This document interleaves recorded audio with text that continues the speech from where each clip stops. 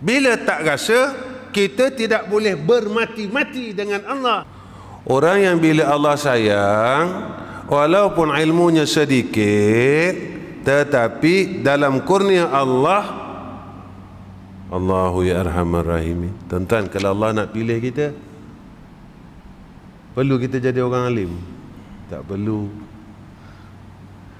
Lepas tu saya selalu cakap, kita mengaji ni kenapa? Lepas tu saya selalu tanya dengan diri saya, tuan-tuan, saya mengajar ni kenapa? Saya, tuan-tuan, mengaji ni kenapa? Sekadar halwa telinga? Jadi berapa tahun dah kita mengkaji? Kita dah kaji berapa tahun? Apa faedah kita kaji? Tentu orang yang mengkaji sesuatu ada natijah. Ada natijah.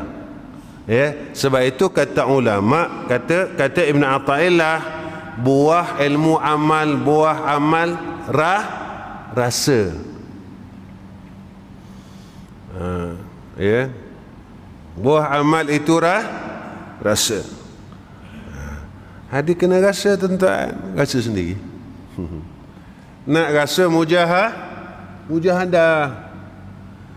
Mujahadah, kena mujahadah, tuan-tuan. Ya, mujahadah. Kerana wujud ilmu itu daripada tiada ikhtiar daripadamu. Kita ada ilmu. Walaupun orang yang mengaji ni tadi asbab ikhtiari, tapi bukannya mengaji ini boleh ada ilmu. Yang memberi ilmu adalah Allah. Kadang-kala Allah bagi ilmu, tapi Allah tak bagi faham. Kadang-kala Allah bagi ilmu, Allah bagi faham, tapi Allah tak bagi buat. Ilmu ada, faham ada, tapi buat tak ada. Jadi dia bagi ilmu, cuma dia bagi di sini pada qauli. Pada fi'li dia tak bagi.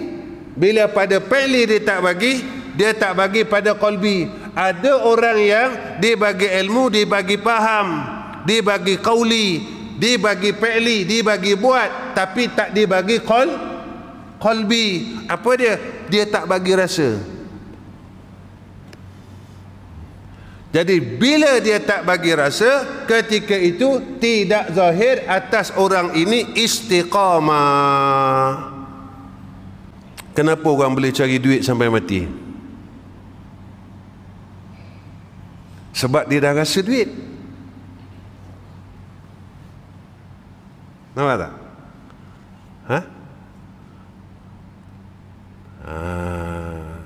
Betul, orang boleh cari duit siang malam pagi, jauh pun orang boleh pergi. Sebab dia dah rasa duit tadi. Dia dah seronok dengan sesuatu perkara, dia dah tak kira dah, tuan-tuan. Dia dah tak kira dah. Sebab dia dah seronok dengan suatu perkara. Sebab dia dah rasa, dia dah nampak. Kenapa kita tak boleh dengan Allah? Sebab kita tak rasa.